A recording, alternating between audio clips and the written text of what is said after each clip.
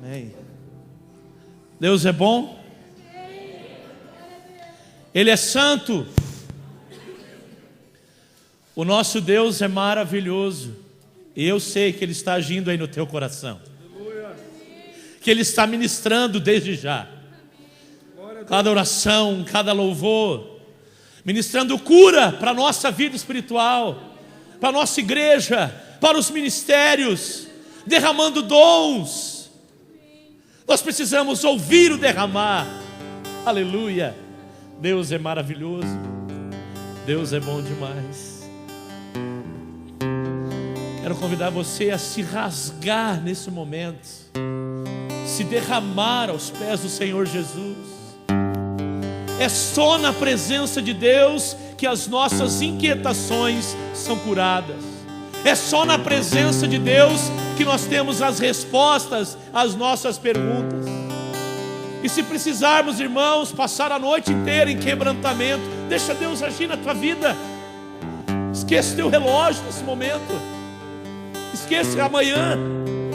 É o momento que Deus está reservando para cada um de nós, para ouvirmos a sua voz. Oh Espírito Santo,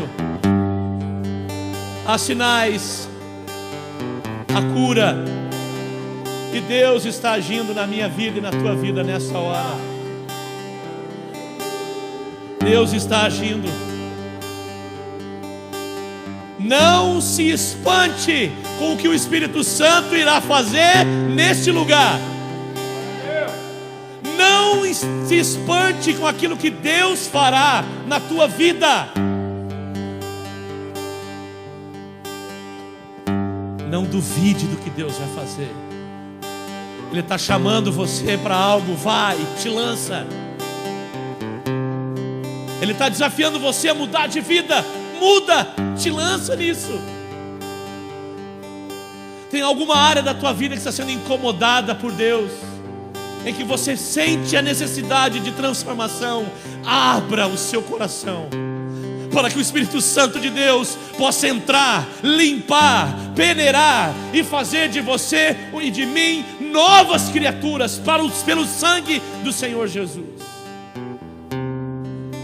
Santo Deus, nós precisamos muito, Deus, muito da tua atuação. Nós dependemos de Ti, Senhor, e nós reconhecemos a nossa total dependência Tua. Nós dependemos, meu Deus, do Teu derramar, do fluir do Espírito, da confirmação na nossa vida espiritual diária, de que nós realmente, meu Deus, não somos nada sem o Senhor. Meu Deus, o Senhor sabe quantos pródigos estão, quantas pessoas estão com a sua mente longe do céu. Mas nós nessa hora queremos interceder que o Teu Santo Espírito tome em mãos uma espada, que é o Evangelho, e fique dentro do nosso coração, Senhor. A espada que Jesus disse que veio trazer. Disse o Teu Filho: não vim trazer paz, mas espada, para cortar e lançar fora aquilo que não é Teu, Senhor, para que haja purificação e santificação. Sem ela nós não vamos Te ver, Senhor. Nós clamamos, Senhor, santifica-nos com a Tua palavra. Usa, Senhor, usa a Tua palavra para esta obra extraordinária. Nós agradecemos, Senhor, pelo momento especial que o Senhor nos preservou e nos conduziu aqui, e que continuará conduzindo no levante extraordinário dessa noite. Obrigado, meu Deus, por tudo, em nome de Jesus. Amém e amém. E graças a Deus. Você pode aplaudir ao Senhor. Amém. Nós podemos nos assentar. Amém. Graças a Deus. Respira fundo aí. Respira fundo. E abra sua Bíblia, sentados mesmo como estamos. Abra sua Bíblia no Evangelho de Marcos, no capítulo 8, versos 34 e 30 até o verso 38. Marcos 8, versos 34 até o 38, é o texto base para a mensagem desta noite.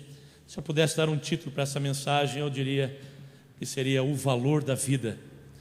O amor incomparável faz com que nós percebamos o valor da vida. Enquanto você abre, eu gostaria de nessa noite estar reconhecendo aqui os nossos amigos que estão nos visitando, alguns pela primeira vez. Eu tenho a alegria de hoje estar recebendo aqui o nosso querido irmão Daniel. Tudo bem, Daniel? Graças a Deus. Daniel, cadê os filhões do Daniel? Se colocam de pé. Aí, ó, Felipe. Eita, eles são o irmão Daniel, pai desses jovens. Nós já amamos e adotamos esses dois pequenos, viu, senhor Daniel? Seja muito bem-vindo conosco. Que você possa se sentir em casa também. Que Deus lhe abençoe em nome de Jesus. Você pode aplaudir ao Senhor pela vida do irmão Daniel. Amém? Glória a Deus. Há mais alguém que hoje está aqui, está vindo pela primeira vez? Eu gostaria de reconhecer você. Amém? Há mais alguém? Não? Alguém que está vindo conosco? Amém. Que Deus nos abençoe. Né? Nessa hora tem aqueles, não levanta minha mão, não baixa a minha mão, não vou levantar. Mas a gente vai receber aí o abraço em nome de Jesus. Amém? Queridos, você já foi maltratado em algum estabelecimento comercial? Sim ou não? Já ou não? Quem já foi mal atendido em um estabelecimento? Num restaurante, numa sorveteria? Ó, viu, esse irmãozinho de gordo já vai entrando coisa de comida aí. Já foi mal atendido no comércio? Já te desprezaram talvez pela roupa que você estava vestindo? Eu lembro uma vez quando eu fui fazer um cadastro, eu era estudante de teologia ainda, lá no interior de Campinas, e eu, São Paulo, né, perto de Campinas, melhor dizendo, eu fui fazer um cadastro numa locadora. Ainda a gente locava lá os filmes, né? E a gente ia fazer um cadastro. E eu lembro, quando eu fui até lá, eu estava com uma bermuda preta, assim, uma camiseta do Internacional, né? Um dos melhores clubes do mundo, né? Desculpe, irmãos, né? Um bonezinho meio mais ou menos, e aquela Havaianas que não pode faltar. E eu lembro que eu fui até a locadora, o rapaz que me atendeu já me olhou dos pés à cabeça, e eu fiquei ali, ele olhou para mim, o senhor, eu gostaria de fazer um cadastro. Ele, um cadastro? Deixa eu ver, você tem aqui o seu RG, seu CPF e um comprovante de residência? Eu falei, olha, eu tenho sim. Peguei, tirei os documentos, entreguei para ele, e aí ele me disse assim, ok, o senhor tem um telefone residencial para nós cadastrarmos aqui? Eu falei, claro, e eu dei o meu telefone residencial para ele. E aí ele só me dá só mais um minutinho que eu já lhe atendo. Ele pegou, saiu, voltou dentro de alguns 3, 4 minutos, falou assim, olha, o senhor vai me desculpar, mas nós estamos ligando nesse número e ninguém atende. Eu falei, claro, eu estou aqui, como é que alguém vai atender? Não, mas eu preciso de alguma referência mais sólida sobre você. Eu falei, filho, eu estou falando de alugar um filme, eu não estou comprando uma máquina de lavar ou um carro, eu vou alocar um filme, entendeu? Mas tudo bem, e fui embora, irmãos. Cansei. Já aconteceu isso com vocês? Quer saber? Eu não vou fazer aqui. Não quero mais saber. E fui embora. Alguns meses depois, tinha ido cantar em São Paulo, estava voltando, né, de um compromisso que eu havia tido lá, e eu lembrei de repente, alugar um filme para os meus amigos. E a gente assistindo um bom filme em casa. E eu estava de terno e gravata. Tinha vindo, né? Cheguei lá, o rapaz já olhou, sim senhor, boa noite, tudo bem? Eu falei, boa noite, opa. E era o mesmo camarada. Eu gostaria de fazer um cadastro. Cadastro? O que é isso? O senhor gostaria de alocar um filme? Eu falei, gostaria. Por favor, seu nome. Eu falei, meu nome então, Gilialdo. Gili, nome diferente, hein? Puxa. Eu falei assim, você quer mais uma vez então? Meu RG? Não precisa RG, não. O senhor sabe de cor? Eu falei, pensei comigo, há alguns meses atrás o cara ligou para minha casa, né? O que faz? O que me valorizou diante daquele homem? Um terno, uma gravata, uma camisa passada, um gel no cabelo. Cada vez mais, queridos, nós somos separados por isso, nós somos valorizados por isso. E quando Jesus veio a esse mundo, Ele veio para literalmente quebrar os dogmas e os valores humanos, para colocar valor em mim e em você. Já disse isso, vou repetir, o maior erro estratégico do diabo foi colocar um preço em mim e em você. Colocar um preço naquilo que não tem preço. A partir do momento que ele colocou um preço em mim e você, Jesus foi lá, como um bom pagador que é, foi lá e pagou o meu e o teu preço. E agora nós voltamos de novo à estaca inicial de não termos preço. Você não tem preço, meu irmão. Qual é o valor da sua vida? Qual é o valor daquilo que nós queremos? Marcos capítulo 8, versos 34 ao verso 38, nos fala com muito carinho da seguinte palavra: e chamando a si a multidão com os discípulos, disse-lhes: se alguém quer vir após mim, negue-se a si mesmo, tome a sua cruz e siga-me. Pois quem quiser salvar a sua vida, perdê-la-á. Mas quem perder a sua vida por amor de mim e do evangelho, salvá-la-á. Pois que aproveita ao homem ganhar o mundo inteiro e perder a sua vida? Ou o que daria o homem em troca da sua vida? Porquanto qualquer que entre esta geração adúltera e pecadora se envergonhar de mim e das minhas palavras, também dele se envergonhará o Filho do Homem, quando vier na glória de seu Pai com os santos anjos. Vamos orar. Senhor, nós lemos a Tua palavra e queremos, Senhor, que a Tua voz seja ouvida nessa hora. Nós dependemos, Senhor, do Teu Santo Espírito, que a humanidade se cale e que o Senhor seja honrado e glorificado nessa hora. E seja, meu Deus, alimento para a nossa esperança e força para a nossa fé, em nome de Jesus. Amém. Pergunte para a pessoa que está ao seu lado: qual é o valor da sua vida?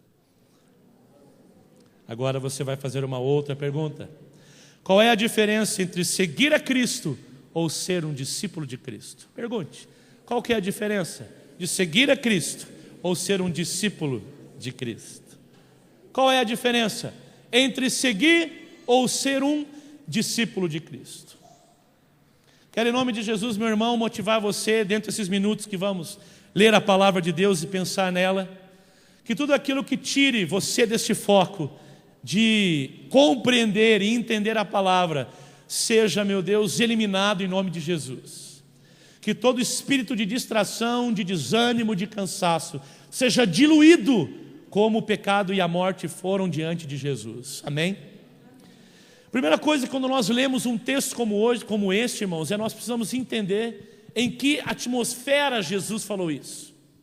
Jesus, há pouco tempo antes, tinha tido um momento bem diferente com Pedro, porque Jesus estava anunciando o preço dele ter escolhido dar a sua vida por mim e por você. Aí Pedro chama ele de cantinho: Jesus, de verdade, Jesus. E quis repreender Jesus de tais palavras. Jesus estava anunciando direitinho como seria a entrega do Filho do Homem em meu e em teu favor. Disse até quantos dias passariam até que ele ressurgisse e fosse vencedor diante da morte. Pedro, então, olhando para aquilo, não compreendendo a dimensão do ministério e do poder do Filho de Deus diante dele, chama Jesus à parte e diz: olha, Senhor, e o repreende, diz a palavra.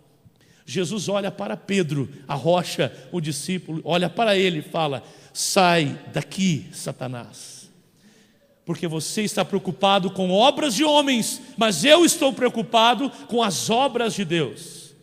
A primeira repreensão, Jesus começa repreendendo, e essa repreensão ela chega até mim e a você com muito amor e carinho, a todos nós, queridos. Nós estamos preocupados hoje, nos dias de hoje, somente com coisas de homens, ou estamos focados também e primariamente as coisas de Deus? A nossa geração hoje, irmãos, ela tem sido consumida a relativizar as coisas do Evangelho. É como se nós tivéssemos um grande banquete de influências, aonde eu pudesse chegar num grande armário de estilos de vida e eu pudesse olhar para o relativismo, para o materialismo, para o dogmismo, aonde eu posso olhar para o Evangelho, aonde eu posso olhar para o consumismo e os tantos ismos que podem chegar até mim e a você. E aí eu olho para tudo isso e vejo: olha, eu estou nesta fase da minha vida assim. eu posso olhar para essa será a minha influência. Irmãos, o que eu gostaria, através da palavra de Deus, repensar comigo e com você, é que o Evangelho, ele não é mais uma forma de pensar a vida. O Evangelho não é mais uma forma de viver a vida. O Evangelho, irmãos, ele deve ser a nossa única forma de vida. O Evangelho deve ser o nosso único filtro de vida. Todas as minhas decisões serão pautadas pelo Evangelho. Todas as minhas escolhas serão filtradas pela palavra de Deus. Todos os caminhos que eu querer tomar será filtrado pelo Evangelho. O meu estilo de vida, aquilo que eu falo, aquilo que eu penso, passará pelo filtro do Evangelho. Nada será distante do Evangelho de Deus. Quando eu conheço a Jesus, minha vida se transforma. Amém, querido? Tua vida mudou? Você estava andando, haviam coisas à sua esquerda, coisas à sua direita, algumas coisas atrás e outras à frente. No momento em que você conhece a Jesus, você vive a obra da conversão. Que mudança radical! E tem gente que diz que ser crente é monótono. Tem gente que ser crente é ter uma vida parada, não curte a vida, mas olha só o começo extremamente radical que Jesus está fazendo. Você está andando, serelepe, pimpolho na tua vida, conhece Jesus, se arrepende e vira. Tudo que estava à sua esquerda agora está à sua direita, tudo que estava à sua direita agora está à esquerda, tudo que estava à sua frente agora está atrás, e tudo que estava para trás agora está na frente. Mudou tudo. Esse é o espírito radical do Evangelho. O desafio extraordinário de nós desentronizarmos o nosso eu da nossa vida e entronizarmos Jesus todos os dias. Em primeira instância, quando nós vamos falar sobre a salvação e entendermos isso, precisamos responder essa pergunta: qual é a diferença para mim hoje entre seguir a Cristo ou ser um discípulo? Irmãos, eu sonho com uma igreja onde nós nos assentemos e nós não vemos a igreja como clientes, aonde eu venho para ser servido pelas obras de Deus. Há pessoas hoje que se relacionam com Deus como um cliente, como se Deus não tivesse hoje o ISO 9001, 2 ou 20, estou lá com qual número que está. Nós analisamos as recompensas de viver com Deus. Eu sonho, irmãos, quando nós formos uma igreja de servos e discípulos, e não mais clientes do Evangelho. O cliente, ele avalia, o servo e o discípulo aceita e compreende que todas as coisas cooperam para o bem daqueles que amam a Deus. Quero repensar essa fórmula, essa sentença que disse a você. Ser um discípulo e ser um servo não é ser uma mente insólida sem poder questionar, sem poder contribuir, sem poder ou simplesmente abaixar a cabeça e deixar com que tudo aconteça na minha vida, não. Mas diante de Deus, sim, eu me coloco à total dependência de Deus, porque só Ele é capaz de me salvar e de trazer valor à minha vida. Efésios 2, 8 a 9. Só Ele pode nos salvar. Porém, todo aquele que aceita a salvação, irmãos, precisa entender hoje, essa salvação, ela precisa ser provada, levando cada um, eu e você, a carregarmos a nossa cruz. A carregarmos a nossa cruz. Você tem carregado a tua cruz? Pergunte para a pessoa que está ao seu lado aí: você tem carregado a tua cruz? Amém? Você fechou a tua Bíblia? Abre de novo então. Marcos 8, 34 a 38. Irmãos, não existe cristianismo sem tribulação, sem dores, sem sofrimento e conflitos nesse mundo. Quero lembrar você que bons marinheiros, eles são formados somente nas tempestades. Bons marinheiros não se formam em lagoas. O discípulo de Cristo, irmãos, ele deve sim estar disposto a crucificar a sua carne, combater diariamente o diabo e separar-se do mundo, mesmo que você tenha que perder algo. Você quer perder? O grande problema, irmãos, é que o diabo hoje ele tem infiltrado na minha vida e na tua vida, de que perder com Deus é nunca mais ter. de que perder com Deus é diminuir-se, de que perder com Deus é perder a graça da vida, de que se separar para Deus é viver alienado do mundo, de que perder para Deus é simplesmente viver por viver e não ter sentido a vida. Perder para Deus é ser livre, irmãos, das mazelas do pecado. Perder para Deus é ser podado como uma árvore que dá muito fruto e que é podada para dar mais e mais e mais e muito mais fruto. Entregue para Deus tudo que precisa ser entregue. Se não levarmos a nossa cruz, irmãos, nós nunca receberemos a nossa coroa. A realidade é simples e muito carinhosa. Enquanto nós não levarmos a nossa cruz, nós nunca receberemos a coroa de Deus. Por mais pesada, irmãos, que nos pareça a cruz, o Senhor nos dará a graça necessária para carregá-la, diz Filipenses 4,13. Tudo posso naquele que me fortalece. Tudo aquilo que é bom e de valor, meu irmão, tem preço. E é por isso que Jesus paga o meu e o teu preço. Será hoje, irmãos, que o nosso cristianismo ele tem implicado em algum sacrifício? Ou nós nos amontoamos em viver a vida, tipo meia música daquele camarada, deixa a vida me levar? Ou cada vez que eu acordo de manhã, as trevas e o inferno estremecem, porque algo do céu brotará de você e de mim. Cada vez que nós abrimos a boca para louvar a Deus na igreja, ou aonde nós estivermos. Hoje fui fazer uma visita muito extraordinária. Recebi um convite para almoçar na casa da irmã Devanice. Irmão, se dia que você quiser comer bem também, vai lá, viu?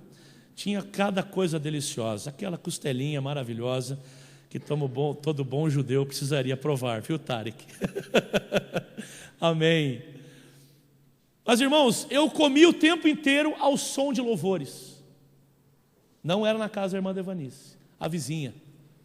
Ela botou o som lá e foi chegando os amigos, e eles iam tocando louvores e tocando, pastor Ed, num culto ali, ó, na casa. E a vizinhança inteira ouvindo os louvores. Cada vez mais pessoas têm se convertido naquela rua, porque têm ouvido os louvores naquela casa. Não é verdade, irmã Devanice? Milagres de Deus. Qual é o valor da nossa vida? O incalculável valor da nossa alma. Que aproveita o homem ganhar o mundo inteiro e perder a sua alma, dizia o verso 36. Cada um, irmãos, de nós possui uma alma que viverá para todo sempre.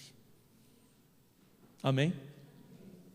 Pertinho do Senhor Deus. Cada um de nós também um dia teremos de prestar contas ao Deus que fizemos a nossa vida. Sabe, irmãos, desculpem o que eu vou falar agora. Nós já trilhamos um bom caminho de tempo juntos. Gosto muito de ter no meu coração sempre aquilo que Deus quer que nós ministremos à igreja. E com muito temor e tremor eu gostaria de dizer isso para você. Eu tenho medo, irmãos, se Deus respondesse na vida de alguns queridos hoje, da mesma forma como eles adoram ou se comprometem com Deus no seu dia a dia. Se Deus agisse na mesma proporção, eu não sei o que seria de nós.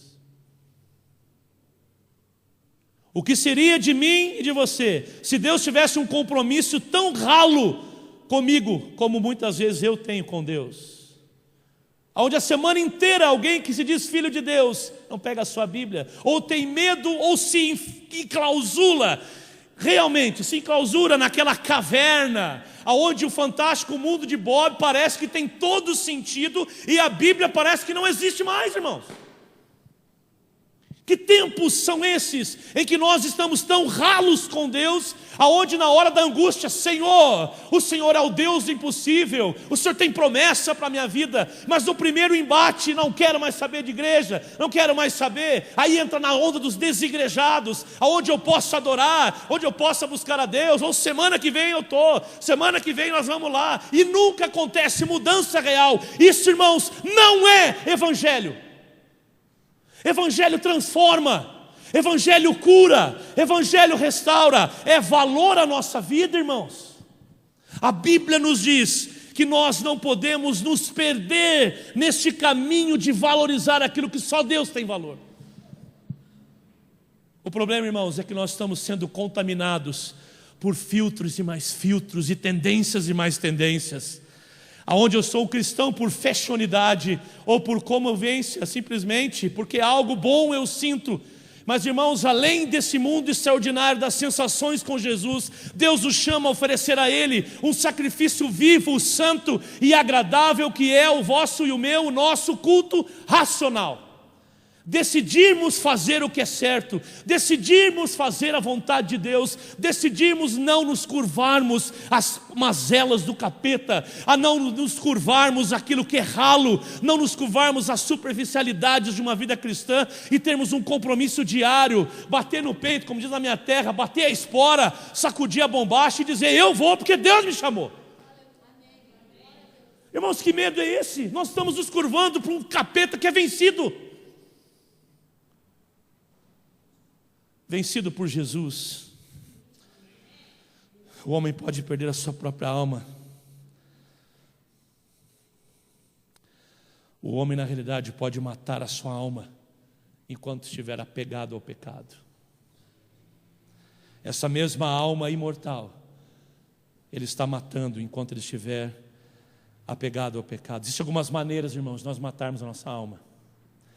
Falsas religiões, falsas convicções sobre Deus, falsos modismos sobre o viver cristão, a própria religiosidade que nos separa, ideias contrárias ao viver com Deus, o relativismo de que Deus me entenderá. Eu não vou ser fiel no dízimo esse mês, mas Deus vai me entender porque a coisa está mais ou menos. Irmãos, não é assim.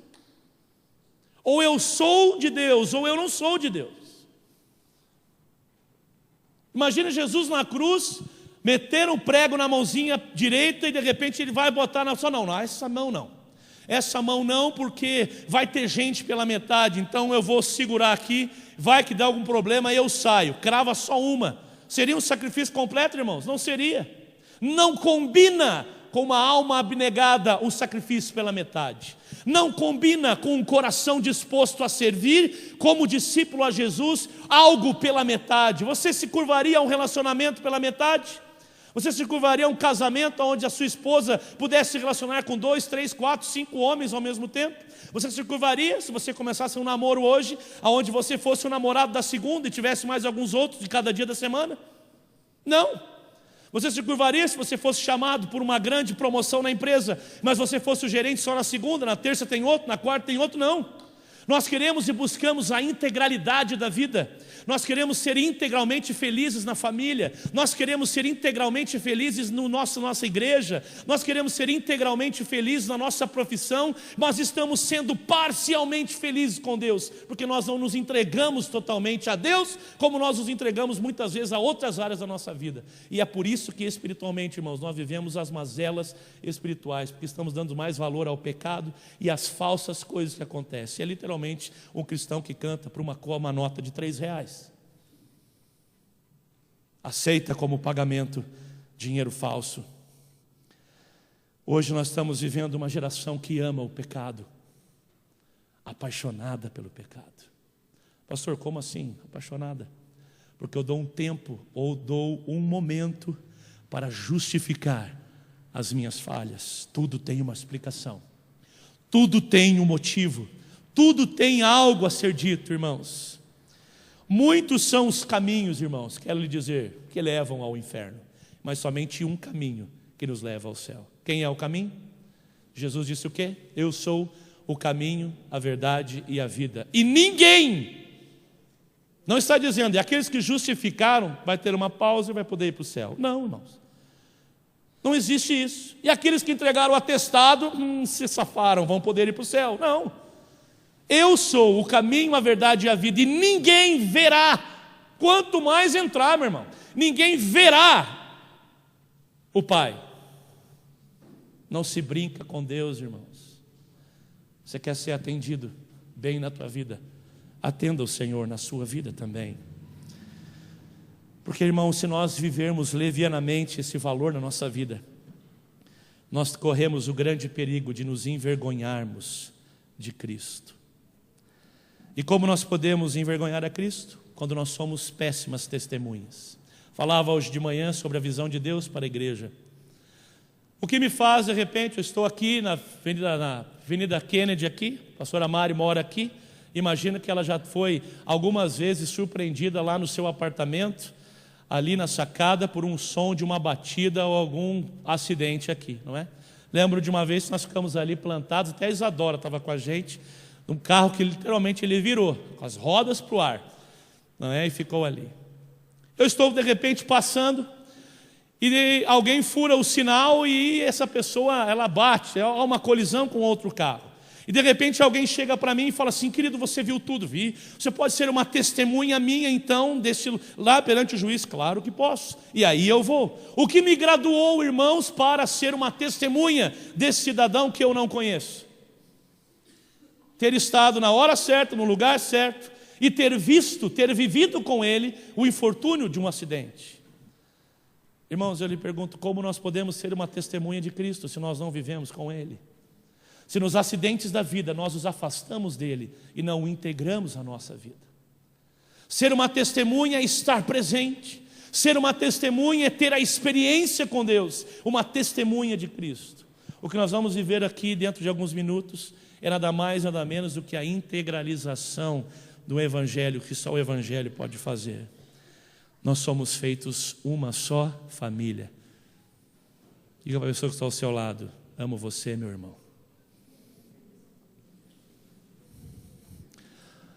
Amo você, minha irmã. Amém?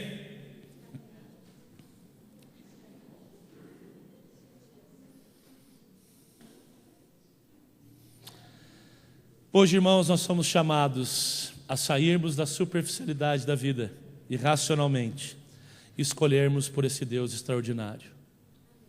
Eu tenho orado, irmãos, para que os nossos valores com Cristo não se diluam pela nossa busca por dinheiro. Tenho orado, irmãos, para que nós não sejamos consumidos espiritualmente por falta de tempo com Deus.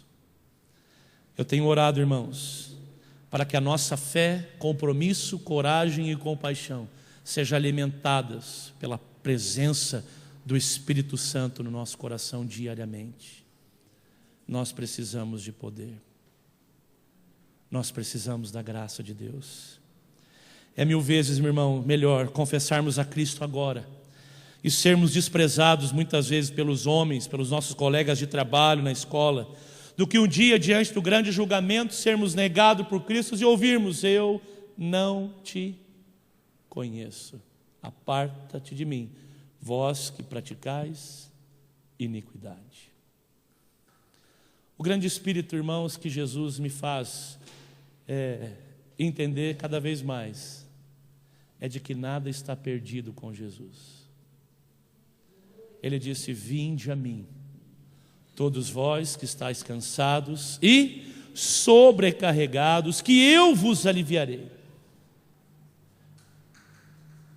Conheci há alguns dias um senhor, e ele me relatava um pouquinho sobre a luta que ele estava enfrentando na sua casa, sobre a maneira como ele estava sendo tratado na sua família, a maneira como ele estava vendo a sua família ser diluída pelas mazelas do pecado.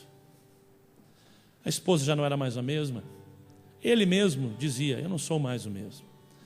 Meus filhos não me respeitam mais. Eu ia para a igreja sozinho. Meu trabalho me consumiu. Eu tinha tempo para tudo, menos para estar com Deus. Menos, pastor, para ler a Bíblia. Eu tinha resposta para tudo, menos para as perguntas que eu tinha dentro de mim. E eu achava que eu poderia respondê-las. Eu vivia uma vida sem respostas. Continuei conversando com ele e disse: mas o que você fez? Ouviu? Pastor, eu tive um infortúnio de ver a minha família inteira. Numa noite em que eu escolhi não estar com eles, eu podia estar com eles, Mas eu fui criar novos projetos, como um mecanismo de fuga. Não tolerava mais ficar com a minha mulher, meus filhos, aquele griteiro. Eu fui para a empresa para fazer novos projetos da minha vida, idealizando novas coisas, novas maneiras de ganhar dinheiro. E eu tive a tristeza de ouvir ele dizer: pastor, mas eu cheguei em casa lá pelas 3 da manhã, com o senso do dever cumprido. A porta da minha casa estava aberta, o portão escancarado, o meu carro, todas as portas abertas e a luz alerta piscando bem baixinho, bem baixinho. Entrei na minha casa, estavam meus 2 filhos e a minha mulher, atirados no chão, mortos num assalto. Nunca mais eu os vi. Perdi.